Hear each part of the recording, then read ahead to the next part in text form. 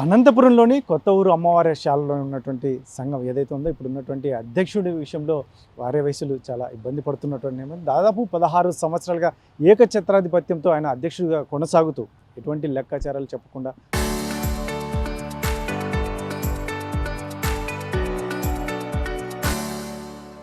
పూర్తిగా అతను వన్ సైడ్గా చేస్తున్నారంటూ కూడా అరవేషులు వాపోతున్నటువంటి నేపథ్యం చూడొచ్చు. వారు ఈరోజు ఆర్టీవీని ప్రత్యేకంగా సంప్రదించినటువంటి నేపథ్యం, ముఖ్యంగా ఎన్నో రోజుల నుంచి వారు పడుతున్నటువంటి వేదన అయితే మాత్రం, ఎందుకంటే ఇది బయటికి రాకూడదు, బయట పడకూడదు, సమస్యని మనమే పరిష్కరించుకోవాలని ఒకవైపు ఆలోచన చేసినటువంటి నేపథ్యంలో మరి ఈరోజు మొత్తం మీద బయటకు వచ్చారు. ఈరోజు బయటకు రావాల్సిన అవసరం ఏంటి, అక్కడ జరుగుతున్నటువంటి పరిస్థితులు ఏంటి, వీరి మాటల్లో వినే ప్రయత్నం చేద్దాం. ముఖ్యంగా సరే, ఏంటి ఈ కొత్త ఊరు అమ్మవారి ఆర్యవైశ్య సంఘంలో జరుగుతున్నటువంటి అంశాలు ఏంటి, అసలు ఏం చెప్తారు సార్? 2010 సంవత్సరంలో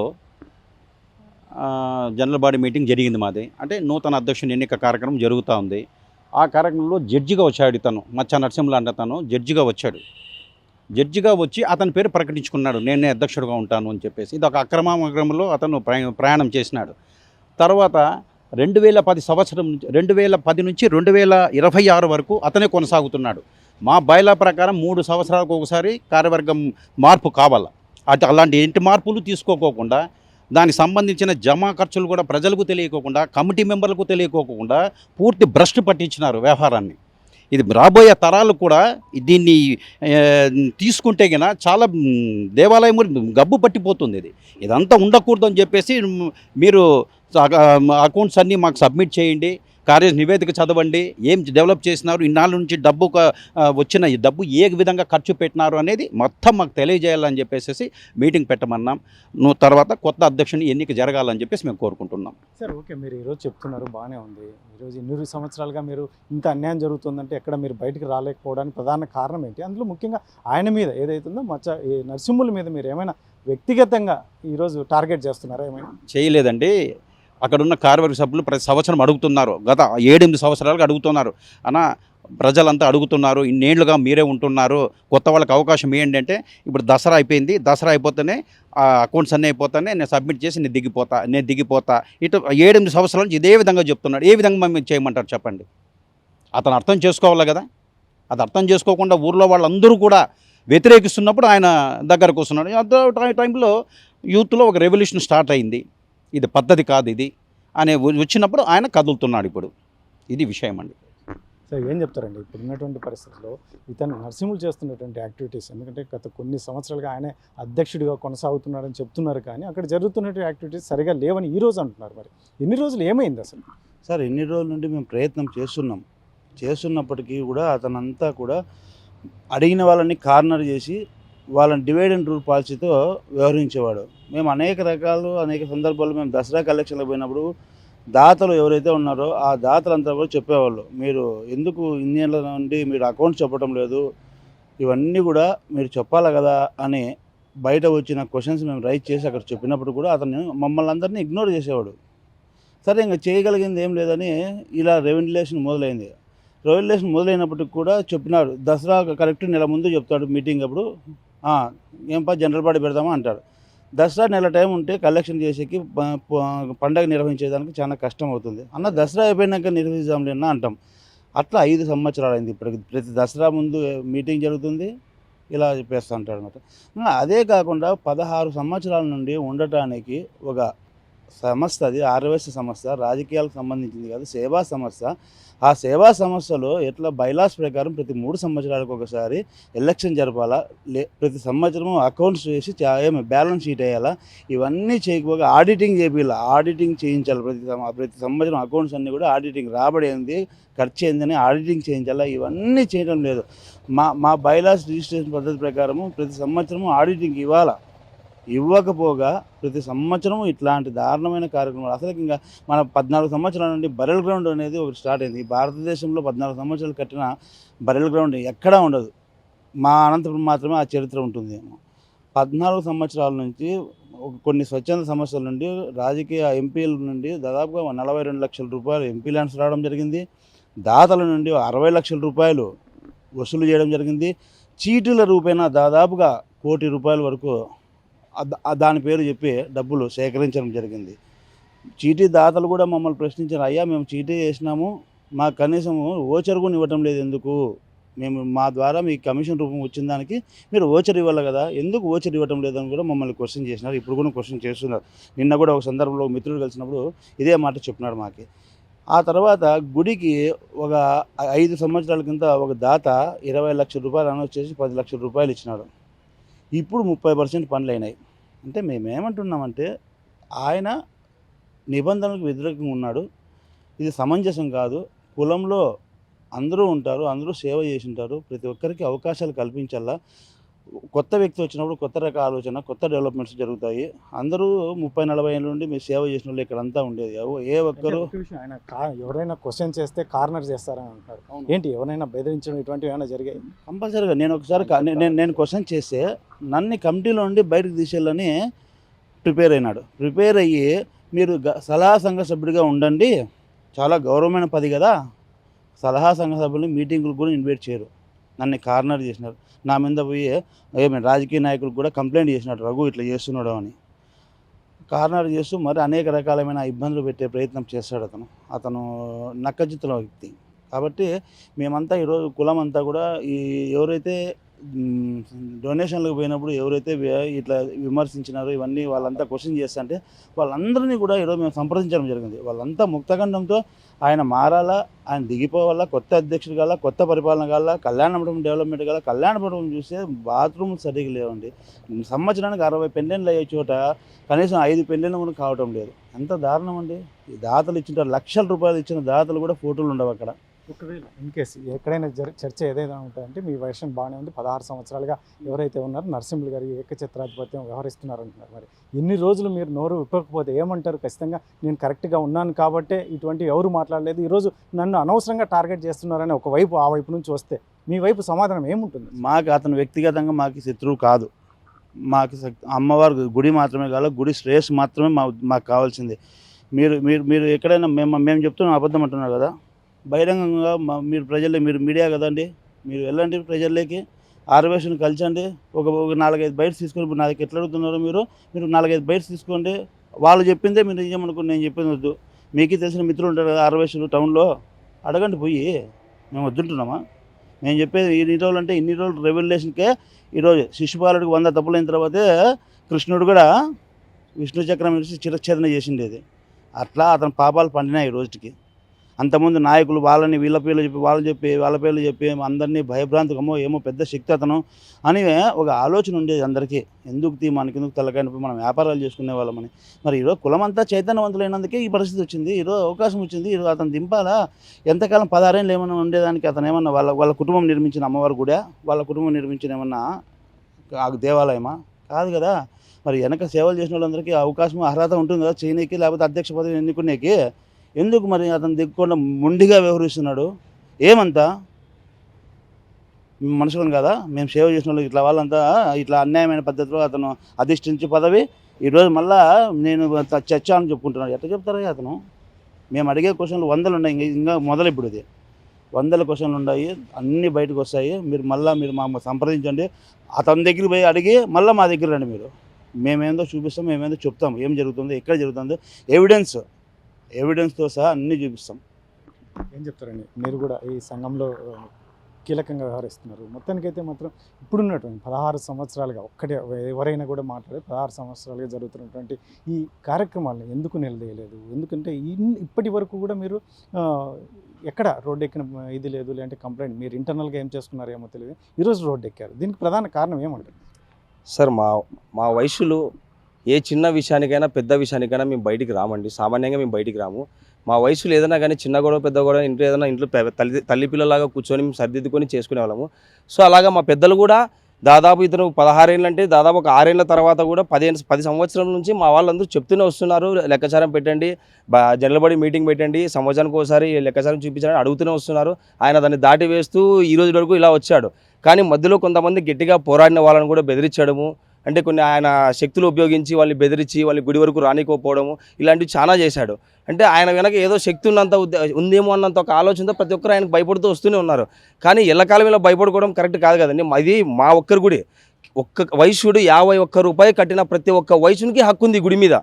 నా ఒక్కనికి లేదు, అతనికి ఒక్కనికి లేదు. ఇది మత్స్యవారి కొత్తూరు ఆరవైశ్య సంఘం కాదు, ఇది కొత్త ఊరు ఆరవైశ్య సంఘం. ఇది అమ్మవారి శాలకు మాత్రమే సంబంధం అండి, ఏ ఒక్కరికి సంబంధం లేదు.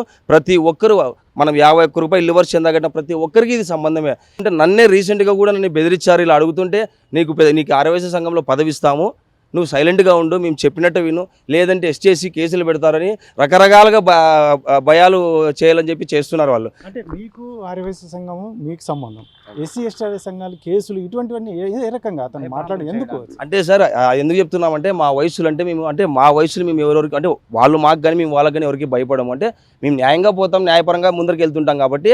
సో మేము చెప్పిన మాట వినకపోతే మేము ఎస్సీలు కూడా దింపుతాం మీ దగ్గరికి.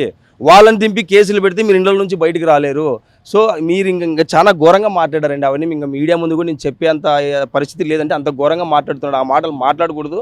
కానీ ఆయన ఒక అధ్యక్ష స్థానంలో మా మాతృ సమస్య అధ్యక్షుడు గోపామచారసింహులు అంటే మా కొత్తూరు మాతృ సమస్య అధ్యక్షుడు, ఒక ఇంట్లో తండ్రి స్థానంలో ఉన్నటువంటి వాడు. అలాంటి అతను పర్ఫెక్ట్గా ఉంటే మేము ఇంకా ఆయన చూపించిన దానిలో మేము పోతాం. ఆయనే తప్పుడు పనులు చేస్తూ ఇలా తప్పుడు వ్యవహారాలు చేస్తుంటే కనీసం లెక్కచారం పెట్టుకోకుండా ఏ ఒక్కరికి అంతెందుకండి. ఒకసారి ఇప్పుడు మీరే వెళ్ళి చూసుకోండి. కాబట్టి టవర్ల దగ్గర మన ఆర్చ్ ఉంది కదండి అమ్మవారిసల్ది, 3 ఏళ్ల కింద నిర్మాణం పూర్తయింది. 3 ఏళ్ల నుంచి దానికి కనీసం కలర్ కొట్టిన పాపాన పోలేదు. ఎందుకంటే డబ్బులు లేవు అని చెప్తూనే వస్తున్నాడు. ఈ రోజు మేము ఎప్పుడైతే అందరూ క్వశ్చన్ చేస్తున్నారో, వయసులందరూ కలిసి తిరగబడుతున్నారో, ఇప్పుడు కేవలం 3 రోజుల్లో పెయింటింగ్ కంప్లీట్ చేశాడు. అంటే ఇన్ని రోజులు లేని డబ్బులు ఈ 3 రోజులు ఎక్కడి నుంచి వచ్చాయి మీకు?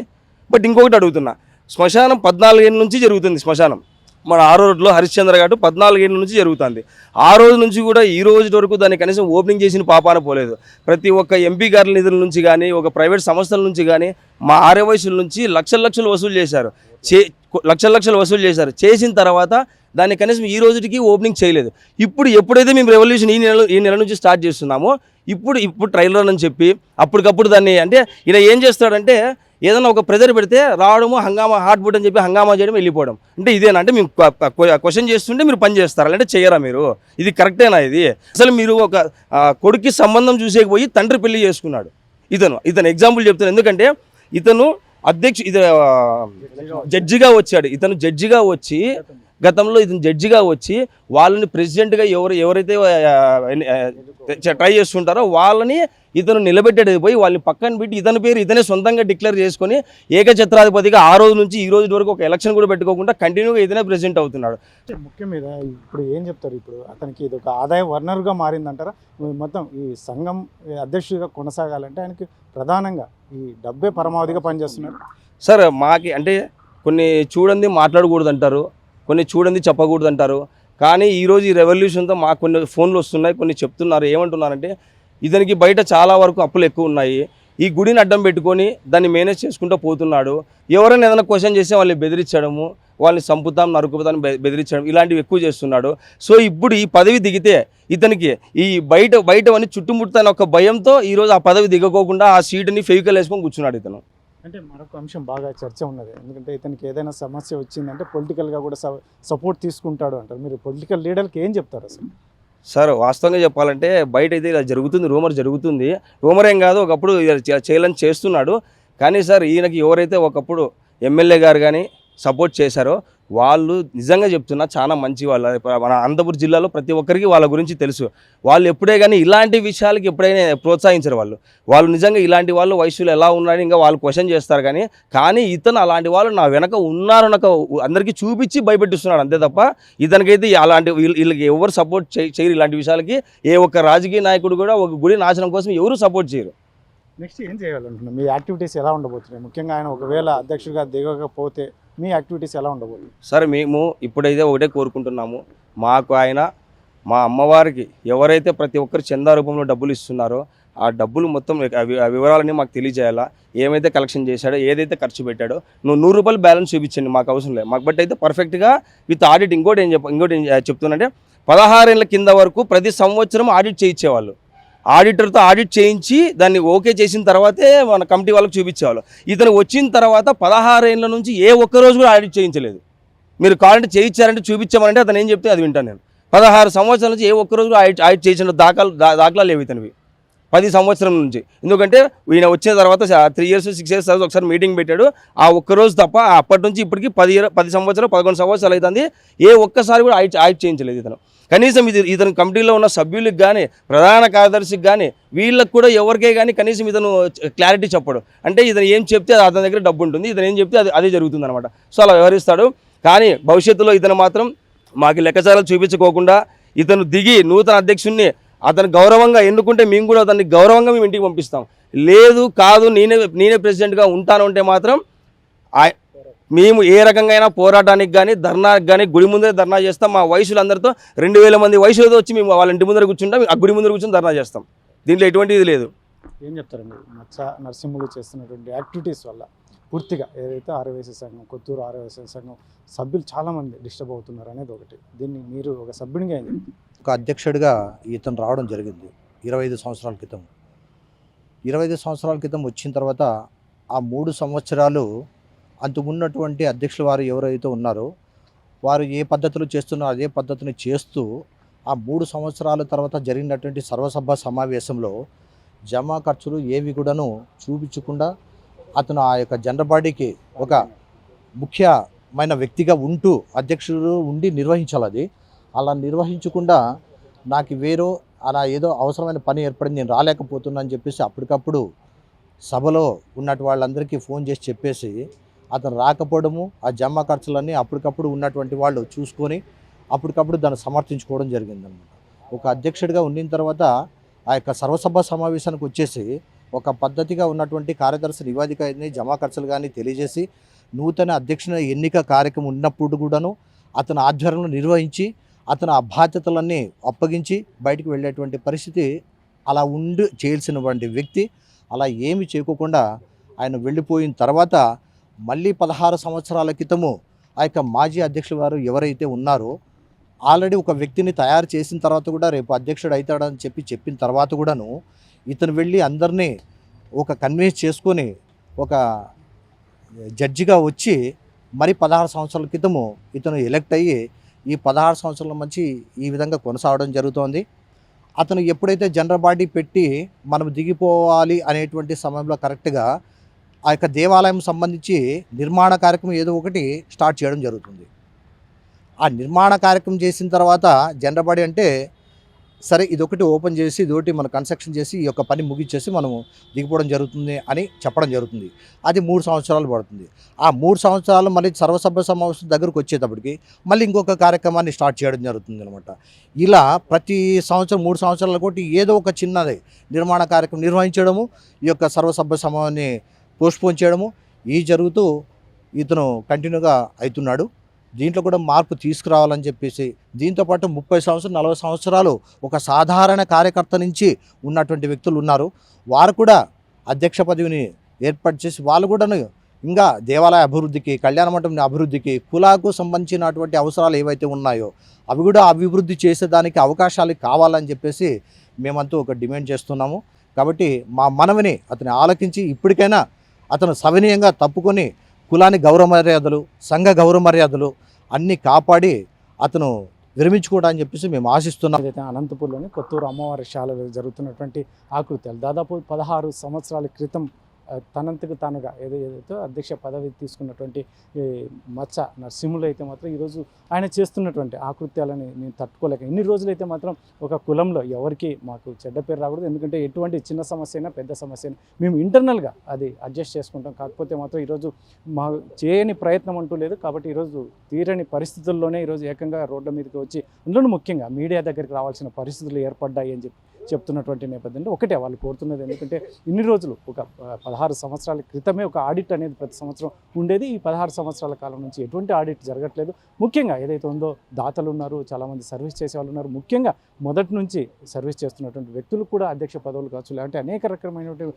పదవులు ఇస్తే ఆ అమ్మవారి శాలని లేదంటే వైశ్యులను అభివృద్ధి చెందేందుకు చాలా దోహదపడేందుకు అవకాశం ఉంటుంది. కాబట్టి ముఖ్యంగా ఇప్పుడైతే మాత్రం మేము ఇటువంటి ఏదైతే ఉందో మచ్చ నరసింహులు చేస్తున్న అంశాలను ఎటువంటి పరిస్థితుల్లో మేము దీన్ని అయితే మేము ఆపే ప్రసక్తే లేదు. ఇతని మీద పోరాటం చేస్తూనే ఉంటాం.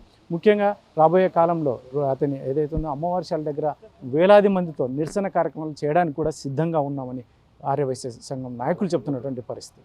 కెమెరా పర్సన్ సుధాకర్తో చెల్లాకి నాయుడు RTV అనంతపురం జిల్లా.